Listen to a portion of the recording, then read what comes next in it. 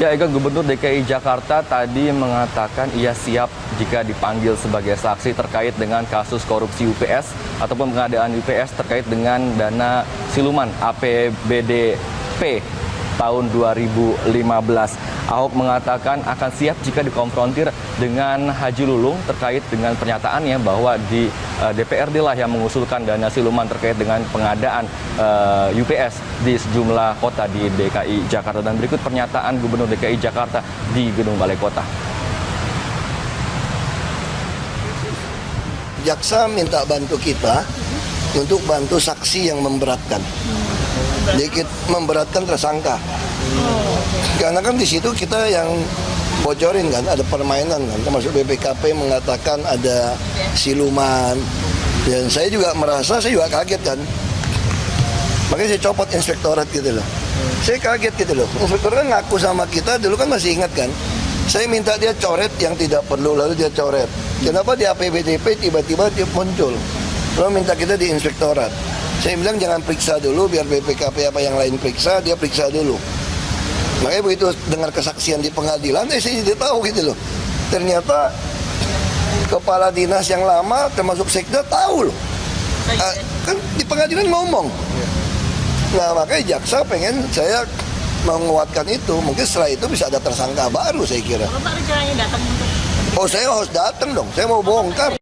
Anda menyaksikan News Update pukul 17 waktu Indonesia Barat bersama saya Ani Rahmi. Gubernur DKI Jakarta Basuki Cahayapurnama geram dengan oknum PNS senior yang membuli PNS junior di Pemprov DKI Jakarta. Kasus bullying ini didengar Ahok melalui laporan adanya PNS senior yang melarang PNS junior untuk menggunakan bus jemputan. Bukan dihilangin, nah. Sekarang kita tanya sama PNS ya. Ini namanya ngelunjak, saya bilang. Ini namanya betul-betul ngelunjak. Kita kasih bus, pagi-pagi datang. Tanya sama PNS muda, bisa naik nggak? Dibully loh di dalam bus. Sama yang udah duduk, merasa kursi punya dia. Jadi kalau PNS muda dibully, ini pertama. Terus kedua, ada iuran bulanan lagi. 75.000 besok 1.000. Ini brengsek kan luar biasa nih, ada iuran bulanan. Yang menarik iuran siapa Pak? Iya, saya ada grupnya, ada kayak gengnya nih. Udah kayak ada gengnya, kayak membership. Yang muda-muda nggak bisa naik. Dibully karena ini punya si A, si B kursinya. Terus kalau ada yang penumpang biasa, numpang naik boleh nggak? Boleh, dipungutin duit. Dua-duanya dari sini Pak? Ya saya kan taruh mata-mata banyak. Pak, itu iurannya buat sopir? PNS, sopir digaji kok, makanya dia ada permainan. Terus tarik lagi dari penumpang, nah, itu udah dosanya. Dosa apa lagi? Pemirsa, penyidikan kasus dugaan korupsi pendirian Bank Banten terus dilakukan oleh KPK. Dan untuk kedua kalinya Gubernur Banten Rano Karno diperiksa sebagai saksi dalam kasus itu. Kita akan mengetahui bagaimana perkembangan terkini dari KPK bersama reporter Yul Yanawan dan juru kamera Bobby Tobing langsung dari Gedung KPK Jakarta. Ya Yul, bagaimana perkembangan terbaru dari kasus dugaan korupsi pendirian Bank Banten? Iya Doni, untuk hari ini memang KPK menjadwalkan dari pemanggilan Gubernur Banten Rano Karno yang tadi pagi sudah datang pada pukul 9.30 di KPK. Adapun Rano Karno bersama dengan saksi lainnya yakni Muhammad Yanuar diperiksa sebagai saksi untuk tersangka Riki Tampi Nongkol yakni dirut dari PT Banten Global Development atas TPK suap pengesahan dari APBD Pemprov Banten dalam pembangunan Bank Daerah Banten. Dan pemeriksaan ini adalah merupakan pemeriksaan yang kedua untuk Rano Karno dan perkembangan dari penyidikan kasus ini memang KPK masih memeriksa beberapa saksi terkait dari para tersangka yang sebelumnya KPK juga telah menetapkan 3 tersangka dalam kasus ini, diantaranya adalah anggota DPRD Banten dari fraksi PDIP yakni Tri Satya, kemudian ada wakil ketua DPRD Banten dari fraksi Golkar SM Hartono, dan ketiga adalah tadi yang saya sebutkan adalah dirut dari PT Global Development yakni Riki Tampi Nongkol. Dan memang untuk pemeriksaan dan juga penyidikan atas kasus ini dan perkembangannya KPK masih terus menelusuri keterangan dari saksi-saksi. Doni. Ya Yul, lalu apa saja keterangan yang disampaikan oleh Rano Karno saat selesai menjalani pemeriksaan sebagai saksi di KPK? Ya, Doni, dalam pemeriksaan berjalan selama 2 jam tadi siang, memang Rano Karno usai dari pemeriksaan penyidik tidak menyampaikan substansi materi dari pemeriksaan tersebut. Namun memang kalau misalnya kita review dari pemeriksaan Rano Karno yang pertama pada 7 Januari lalu, memang Rano Karno menyatakan bahwa ada anggota DPRD meminta uang sebesar 10 miliar rupiah kepada Ricky Tampinongkol. Dan memang meskipun Rano Karno tidak memberikan keterangan kepada awak media terkait dengan substansi dari isi dari pemeriksaan yang diikutinya hari ini bersama dengan penyidik, memang kami juga masih memantau bahwa dari pemeriksaan saksi-saksi yang dikembangkan dalam kasus ini, tentunya dari penyidik KPK juga akan menelusuri bukti-bukti dan juga keterangan dari saksi untuk memperkuat kemudian berkas-berkas untuk para tersangka dalam kasus TPK pengesahan dari suap dana APBD Banten untuk pembangunan Bank Banten 2016. Doni. Ya Yul, ini kan pemeriksaan yang kedua kalinya untuk Rano Karno sebagai Gubernur Banten. Yang kalau nanti jadi Bank Banten itu berdiri, Gubernur adalah atasan langsung dari Direktur Utama Bank Banten sendiri. Apakah ada kemungkinan Rano Karno akan diperiksa kembali dan berubah statusnya mungkin menjadi tersangka bersamaan dengan status yang dikenakan kepada Ricky Tampinongkol? Iya, Doni, tentunya dalam kasus ini KPK pastinya terus memeriksa saksi, mengembangkan bukti-bukti.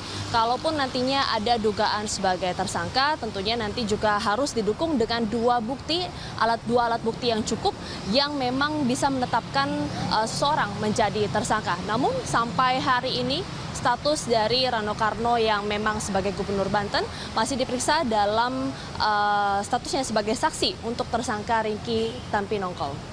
Doni. Baik Yul, terima kasih. Selamat bertugas kembali. Pemirsa, reporter kami Yuliana Wen dan juru kamera Bobby Tobing melaporkan langsung dari Gedung KPK Jakarta.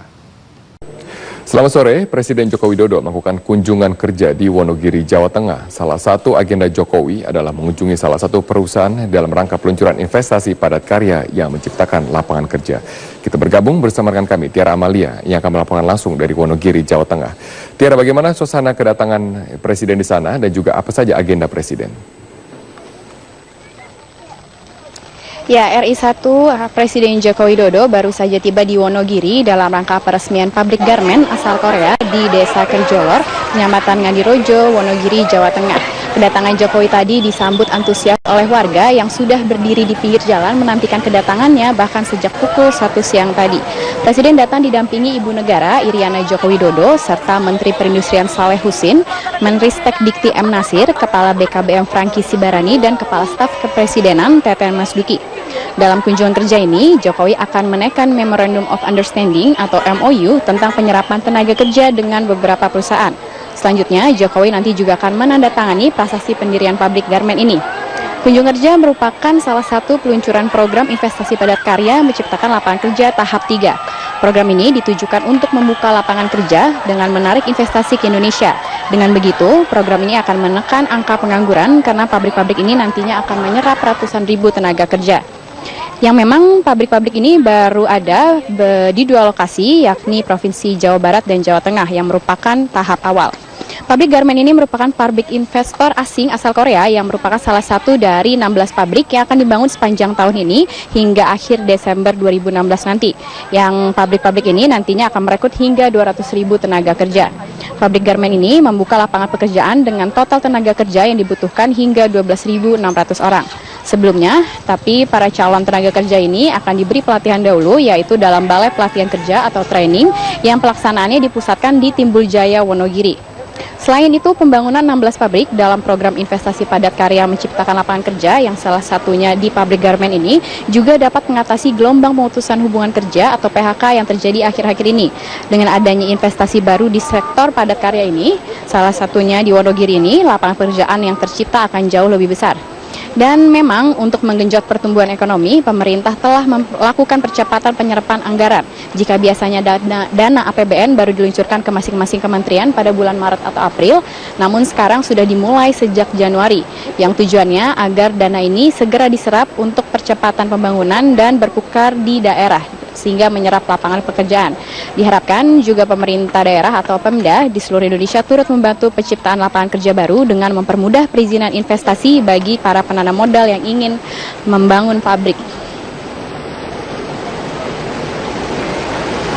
Demikian Robert. Baik, terima kasih Tiara Amalia atas informasi Anda langsung dari Wonogiri, Jawa Tengah. Tangan lumpuh tidak menyurutkan semangat tukang las asal Karangasem Bali untuk terus berkarya. Ya, demi menghidupi keluarganya, ia membuat sebuah robot tangan dari bahan rongsokan yang dia kumpulkan dari bengkel lasnya.